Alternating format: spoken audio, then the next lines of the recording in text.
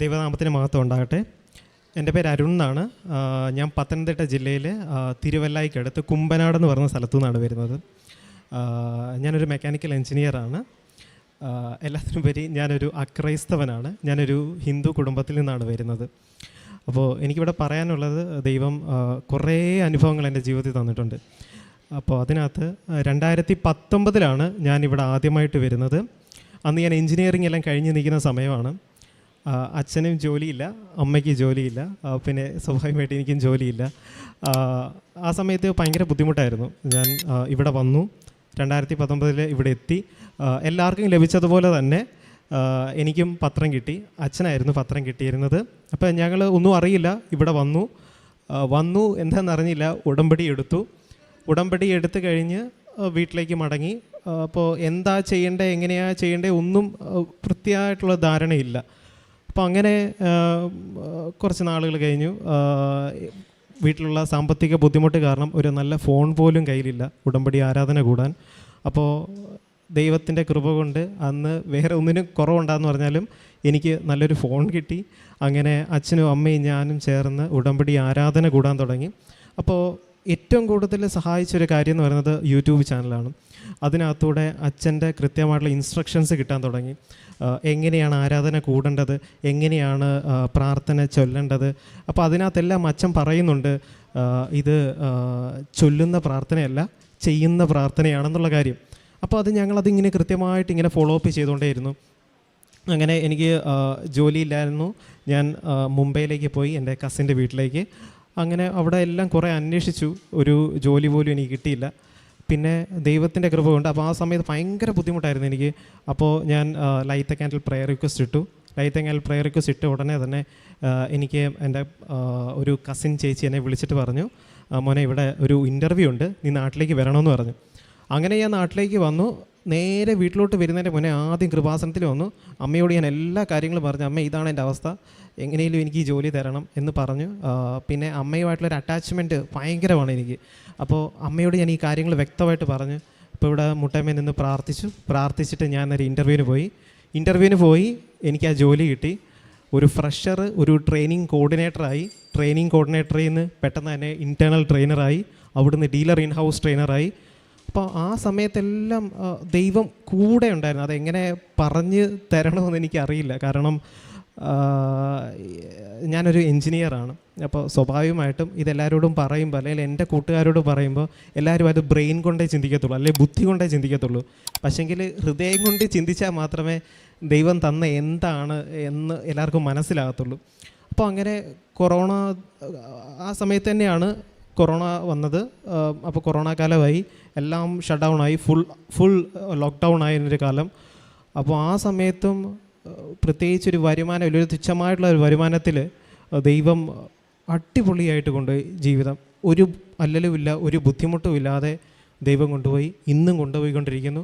അങ്ങനെ അച്ഛനായിരുന്നു അന്ന് ഉടമ്പടി എടുത്തത്. പക്ഷേ പിന്നെ അക്രൈസ്തവർക്ക് ഉടമ്പടി പുതുക്കാൻ സാധിക്കില്ല എന്നുള്ളൊരു ബുദ്ധിമുട്ട് വന്നു. അത് ഭയങ്കര ബുദ്ധിമുട്ടായിരുന്നു, ഭയങ്കര സങ്കടം വന്നു. ഉടമ്പടി ആകെയുള്ളൊരു പ്രതീക്ഷ കൃപാസനമാണ്. എൻ്റെ കുടുംബത്തിനുള്ള ആകെയുള്ള അസറ്റ് എന്ന് പറയുന്നത് ദൈവം മാത്രമാണ്. അപ്പോൾ ഇനി ഉടമ്പടി പുതുക്കാൻ പറ്റില്ലല്ലോ എന്നുള്ള സങ്കടമായി. തിരിച്ച് 2019 കഴിഞ്ഞ് ഞാൻ ജോലിക്ക് കയറി. അത് കഴിഞ്ഞ് 2021 ആയപ്പോഴത്തേക്ക് ഞാൻ ടെക്നിക്കൽ ട്രെയിനറാണ്. അപ്പോൾ എൻ്റെ ട്രെയിനിങ്ങിന് ആവശ്യമായിട്ട് ഞാൻ പ്ലാന്റിൽ പോകാറുണ്ട്. ഞാൻ ആക്ച്വലി ജോലി ചെയ്യുന്നത് ഡീലർഷിപ്പിലാണ്. അപ്പോൾ ഞാൻ പ്ലാന്റിൽ ട്രെയിനിങ്ങിന് വേണ്ടി പോകാറുണ്ട്. അപ്പോൾ ട്രെയിനിങ്ങിന് വേണ്ടി പോകുമ്പോൾ ഞാൻ അവിടെ കാണും R&D, റിസർച്ച് ആൻഡ് ഡെവലപ്മെൻറ്റ്. അപ്പോൾ ഞാൻ ആ ഏരിയയിലൊക്കെ നോക്കുമ്പോഴത്തേക്ക് അങ്ങോട്ട് കടക്കാൻ പോലും പറ്റില്ല. കാരണം ഭയങ്കര കോൺഫിഡൻഷ്യൽ ആയിട്ടുള്ള ഏരിയയാണ്. എൻജിനീയേഴ്സ് അതല്ലെങ്കിൽ അവിടെ ജോലി ചെയ്യുന്നവർക്ക് മാത്രമേ അങ്ങോട്ട് പോകാൻ പറ്റുള്ളൂ. അപ്പോൾ ഞാൻ അമ്മയോട് പറഞ്ഞു, അമ്മേ എനിക്കും ഇവിടെ ജോലി കിട്ടിയാൽ കൊള്ളായിരുന്നു, അമ്മ എനിക്കിവിടെ ജോലി തരണം. അപ്പോൾ അച്ഛൻ പറയുന്നുണ്ട്, കാരണം എനിക്ക് ഓരോ വീഡിയോസ് അല്ലെങ്കിൽ ഓരോ യൂട്യൂബിനുള്ള ഓരോ വീഡിയോസ് കാണുമ്പോൾ പുതിയ അറിവ് കിട്ടും. അച്ഛൻ എന്തെങ്കിലുമൊക്കെ പുതിയതായിട്ട് പഠിപ്പിക്കും. പിന്നെ അച്ഛൻ്റെ ടോക്ക് ഭയങ്കര സിമ്പിളാണ്, പെട്ടെന്ന് നമുക്ക് മനസ്സിലാക്കാൻ പറ്റുന്ന രീതിയാണ്. എല്ലാവർക്കും, എന്നെപ്പോലുള്ള ആൾക്കാർക്ക് വരെ മനസ്സിലാക്കാൻ പറ്റുന്ന രീതിയിലാണ് അച്ഛൻ്റെ ടോക്കെല്ലാം. അപ്പോൾ ആ അച്ഛൻ്റെ പ്രാർത്ഥനകൾ കൂടുന്ന സമയത്ത് നമ്മൾ ഡൗൺ ആയിട്ടിരിക്കുന്ന സമയത്താണേലും പെട്ടെന്നൊന്ന് ബൂസ്റ്റ് ആവും. ഓക്കെ, ദൈവം ഉറപ്പായിട്ടും കൂടെ. അപ്പോൾ അച്ഛൻ പറയുന്നുണ്ട്, നമ്മൾ ഡൗട്ട്ഫുള്ളായിട്ട് ഒരിക്കലും പ്രാർത്ഥിക്കരുത്.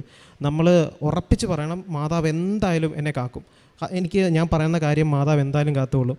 അങ്ങനെ മാതാവ് അത് ഏറ്റെടുത്ത്, അച്ഛൻ പറയുന്ന പോലെ ആ ഫയല്, എൻ്റെ ഫയല് മാതാവ് ഏറ്റെടുത്ത് അങ്ങനെ ഞാൻ ഇവിടെ വന്ന് 2021 നവംബർ 27 ഞാനിവിടെ വന്ന് ഉടമ്പടി എടുത്തു. ഉടമ്പടി എടുക്കുന്ന മുൻപേ തന്നെയും ഞാൻ ആരാധന കൂടുമായിരുന്നു, ബൈബിള് വായിക്കുമായിരുന്നു, ജപമാലകൾ ചൊല്ലുമായിരുന്നു. അങ്ങനെ തന്നെയായിരുന്നു മുന്നോട്ട് പോയിക്കൊണ്ടിരുന്നത്. പിന്നെ ഉടമ്പടി എടുത്തതിന് ശേഷം അത് ഇച്ചിരി കൂടെ സ്ട്രോങ് ആയി. എല്ലാ ആഴ്ചയിലും എനിക്ക് ഓഫീസ് ടൈമിൽ എനിക്ക് ഇവിടെ ആരാധന കൂടാൻ പറ്റില്ല. അപ്പോൾ ഞാൻ സൺഡേസിൽ ഞാൻ ആരാധന കൂടും. ആരാധന കൂടിക്കഴിഞ്ഞതിന് ശേഷം എല്ലാ ദിവസവും ഞാൻ ബൈബിൾ വായിക്കും, എല്ലാ ദിവസവും ഞാൻ കൊന്ത ചൊല്ലും. എന്താണോ അച്ഛൻ പറയുന്നത് അത് അതേപടി പോലെ ഞാൻ എത്രമാത്രം എന്നെക്കൊണ്ട് ചെയ്യാൻ പറ്റുമോ അത്ര ഞാൻ ചെയ്യേണ്ടതായിരുന്നു. വീട്ടിലും അതുപോലെ തന്നെ എല്ലാവരും നന്നായിട്ട് പ്രാർത്ഥിക്കുമായിരുന്നു, ഒരു കുഴപ്പമില്ലായിരുന്നു. അങ്ങനെ മുന്നോട്ട് പോയി. അങ്ങനെ ദൈവം എൻ്റെ ഫയൽ അച്ഛൻ പറയുന്ന പോലെ ഏറ്റെടുത്തു. എനിക്ക് കഴിഞ്ഞ മാസം ഒരു റിസർച്ച് ആൻഡ് ഡെവലപ്മെൻറ്റ് എൻജിനീയറായിട്ട് തന്നെ ഒരു മാനുഫാക്ചറിൽ, വൺ ഓഫ് ദ ബെസ്റ്റ് മാനുഫാക്ചറിൽ എനിക്ക് ജോലി കിട്ടി, ചെന്നൈയിലാണ്. അപ്പോൾ അതാണ് എൻ്റെ വലിയൊരു എൻ്റെ ജീവിതത്തിൽ, കാരണം മനുഷ്യർക്ക് അസാധ്യമായത് ദൈവത്തിന് സാധ്യമാണെന്നാണ്.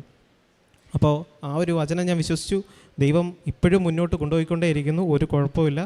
ഇത് കൂടാതെ തന്നെ എനിക്ക് പറയാനുള്ള കാര്യം എന്ന് പറയുന്നത്, ഇത് കൂടാതെ തന്നെ അനവധിയായിട്ടുള്ള അനുഗ്രഹങ്ങൾ തരുന്നുണ്ട്. കാരണം ഒരു നിവൃത്തിയില്ലാത്തൊരവസ്ഥയിൽ നിന്ന് ഇന്ന് ദൈവം നടത്തിക്കൊണ്ടിരിക്കുന്നു. ഒരു കുഴപ്പമില്ല, ഒരു വരുമാനവും ഇല്ലാത്തൊരു വീടിനെ ദൈവം ഒരു അല്ലലും ഇല്ലാതെ കൊറോണ കാലത്തും നന്നായിട്ട് തന്നെ മുന്നോട്ട് കൊണ്ടുപോയിക്കൊണ്ടിരിക്കുന്നു. അങ്ങനെ ഒരു ടെക്നിക്കൽ ട്രെയിനറിൽ നിന്ന് ഇന്ന് ഞാനൊരു റിസർച്ച് ആൻഡ് ഡെവലപ്മെൻറ്റ് എഞ്ചിനീയറായി, എസ്പെഷ്യലി ഡയഗ്നോസ്റ്റിക്സിലാണ് വർക്ക് ചെയ്യുന്നത്. അപ്പോൾ ഇതൊക്കെ മാതാവ് തന്ന ഒരു അനുഭവമാണ്. പിന്നെ അത് കൂടാതെ തന്നെ എൻ്റെ സഹപ്രവർത്തനമുള്ള, എൻ്റെ നേരത്തെ കമ്പനിയിൽ സഹപ്രവർത്തനമുള്ള വിനോദേട്ടന് 2 ഇരട്ട കുട്ടികളെ കൊടുത്ത് ദൈവം അനുഗ്രഹിച്ചു. ഞാൻ ലൈറ്റ് ക്യാൻഡിൽ പ്രയർ റിക്വസ്റ്റ് ഇടാൻ പറഞ്ഞതിന് ശേഷമാണ് അത് സംഭവിച്ചത്. അതിനുശേഷം എൻ്റെ വേറൊരു ഫ്രണ്ടായിട്ടുള്ള ബിനു എന്ന് പറയുന്ന ചേട്ടനും അദ്ദേഹത്തിൻ്റെ വൈഫിന് നടുവേദന എല്ലാം പൂർണ്ണമായിട്ട് മാറി. അതും ഈ ഇവിടെ ഞാൻ ലൈറ്റ് ക്യാൻഡിൽ പ്രയർ റിക്വസ്റ്റ് ഇടാൻ പറഞ്ഞു, പക്ഷേ പുള്ളി അത് ഇട്ടില്ല. പക്ഷേങ്കിൽ ഞാൻ കൊടുത്ത പ്രാർത്ഥന പുള്ളി രാവിലെ എണീച്ച് പ്രാർത്ഥിച്ചു. പെട്ടെന്ന് എന്നോട് പറഞ്ഞു, രാവിലെ വന്നിട്ട് പറഞ്ഞു, എടാ എൻ്റെ വൈഫ് ഇങ്ങനെ പറയുന്നു, ദേഹത്തിൽ നിന്ന് എന്തോ വിട്ടുമാറി, അത് ഇവിടെ പ്രാർത്ഥിച്ചതിനെ പിന്നെയാണ് ഞങ്ങളും എൻ്റെ കുടുംബം ഇവിടെ വരാൻ പോകുന്നു. അത് കേട്ടപ്പോൾ ഭയങ്കര സന്തോഷമായി. അപ്പോഴേ ഞാൻ എല്ലാവരോടും ഞാൻ പറയും, എൻ്റെ ദൈവം ഇത്രയും വലിയൊരു ദൈവമാണെന്നുള്ള കാര്യം. അങ്ങനെ പിന്നെ എൻ്റെ വല്യമ്മച്ചിയുടെ കണ്ണിന് കുഴപ്പമുണ്ടായിരുന്നു. അപ്പോൾ ഞാൻ ഉടമ്പടി തൈലം കൊടുത്തു, അത് തേച്ചതിന് ശേഷം കാഴ്ച കിട്ടി. ഇതെല്ലാം ദൈവം തന്ന വലിയ അനുഗ്രഹമാണ്. എൻ്റെ കൂട്ടുകാരിക്കൊരു ജോലി കിട്ടി, അതും ഞാൻ ഇവിടെ പ്രാർത്ഥിച്ചതിന് ഫലമായിട്ടാണ് കിട്ടിയത്. പിന്നെ ഇതൊക്കെയാണ് എനിക്ക് കിട്ടിയ അനുഭവങ്ങൾ. ഇനി ഞാൻ ഉടമ്പടി എങ്ങനെ കൊണ്ടുപോയെന്നുള്ള കാര്യം പറയാം. ഉടമ്പടി പ്രാർത്ഥനയിൽ അച്ഛൻ പറയുന്ന പോലെ ചൊല്ലുന്ന പ്രാർത്ഥനയല്ല, ഇത് ഏറ്റവും കൂടുതൽ ചെയ്യുന്ന പ്രാർത്ഥനയാണെന്നാണ് അച്ഛൻ എപ്പോഴും അത് ഫോക്കസ് ചെയ്ത് പറയാറുണ്ട്. എന്നെ സംബന്ധിച്ചിട്ട് അച്ഛൻ പറയുന്ന കാര്യങ്ങളിലാണ് ഞാൻ കൂടുതൽ ഫോക്കസ് ചെയ്യാറുള്ളത്. കാരണം അച്ഛൻ ഓരോ തവണ ആരാധന കൂടുന്ന സമയത്ത് അച്ഛൻ പുതിയ കാര്യങ്ങൾ പറഞ്ഞു തരും. അത് പഠിക്കാൻ പറ്റും നമുക്ക് നന്നായിട്ട്. എങ്ങനെയാണ് ദൈവത്തിനെ കൃത്യമായിട്ട് ആരാധിക്കേണ്ടത് എന്നുള്ളത് അച്ഛൻ കൃത്യമായിട്ട് പറയും. പ്രത്യേകിച്ച് ഞാനൊരു ഹൈന്ദവ കുടുംബത്തിൽ നിന്ന് വന്നതായതുകൊണ്ട് തന്നെ എങ്ങനെ ചെയ്യണമെന്ന് എനിക്ക് കൃത്യമായിട്ട് അറിയില്ല. അപ്പോൾ അച്ഛൻ കൃത്യമായിട്ട് അത് പറഞ്ഞു തരും, നമുക്ക് മനസ്സിലാകുന്ന രീതിയിൽ പറഞ്ഞു തരും. അപ്പോൾ ഞാൻ എല്ലാ ദിവസവും രാവിലെ പ്രത്യക്ഷീകരണ പ്രാർത്ഥന ചൊല്ലാറുണ്ടായിരുന്നു, രാത്രി ഉടമ്പടി പ്രാർത്ഥന ചൊല്ലാറുണ്ട്. പിന്നെ ഇത് കൂടാതെ തന്നെ ജപമാലകൾ എന്നും ഞാൻ ചൊല്ലാറുണ്ട്, പിന്നെ വചനം എന്നും വായിക്കാറുണ്ട്. പിന്നെ ഏതെങ്കിലും കാരണവശാൽ എനിക്ക് ഉടമ്പടി പ്രാർത്ഥന അല്ലെങ്കിൽ രാവിലെ പ്രത്യക്ഷീകരണ പ്രാർത്ഥന ചൊല്ലാൻ പറ്റുന്ന അവസരം വരും. അതായത് രാവിലെ ഞാൻ പെട്ടെന്ന് വീട്ടിൽ നിന്ന് 4 മണിക്കൊക്കെയാണ് വീട്ടിൽ നിന്ന് പോകുന്നതെങ്കിൽ ഞാൻ ബസ്സിലിരിക്കുമ്പോൾ അച്ഛൻ വീട്ടിൽ മെഴുകുതിരി കത്തിച്ചിട്ട് വിളിച്ച് പറയും പ്രാർത്ഥിച്ചു തുടങ്ങി. അപ്പോൾ ഞാൻ ബസ്സിൽ ഇരുന്നുകൊണ്ട് പ്രത്യക്ഷീകരണ പ്രാർത്ഥന ചൊല്ലും. അങ്ങനെ മാക്സിമം എന്നെക്കൊണ്ട് പറ്റുന്ന രീതിയിലെല്ലാം അമ്മയോട് ഞാൻ പറയും. ഏതെങ്കിലും കാരണവശാൽ മുടങ്ങി കഴിഞ്ഞാൽ അമ്മയോട് പറയാം, അമ്മേ ഇന്നത്തേക്കൊന്ന് ഒരിളവ് തന്നേക്കണേ, ബാക്കി ഞാൻ ചൊല്ലിക്കൊള്ളാം എന്ന് ഞാൻ അമ്മയോട് പറയും.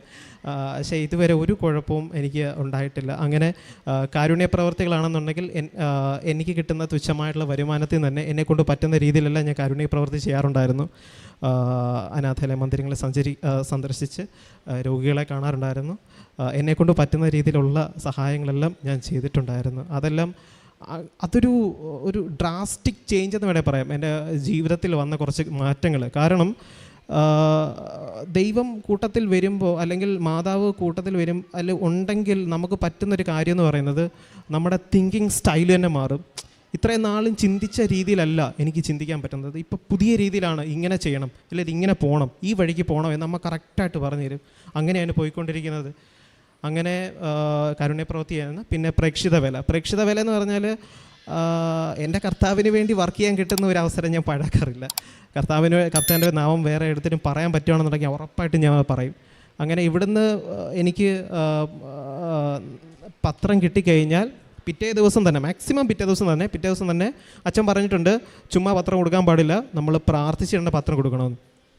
അപ്പം ഞാൻ പത്രം എടുക്കും, വീട്ടിൽ നിന്ന് ആദ്യം ഒരു പ്രത്യക്ഷീകരണ പ്രാർത്ഥന ചൊല്ലും, എന്നിട്ട് വണ്ടി എടുക്കും. വണ്ടിയിൽ ഞാനിങ്ങനെ ഓരോ വീടുകളിൽ പോവും. വീട്ടിൽ കയറുന്നതിന് മുന്നേ ഒരു സ്വർഗ്ഗസ്ഥനായ പിതാവേ നന്മ നിറഞ്ഞ മറിയമേയും ചൊല്ലിയതിന് ശേഷം മാത്രമാണ് ഞാൻ ആ പത്രം കൊടുക്കാറുള്ളത്.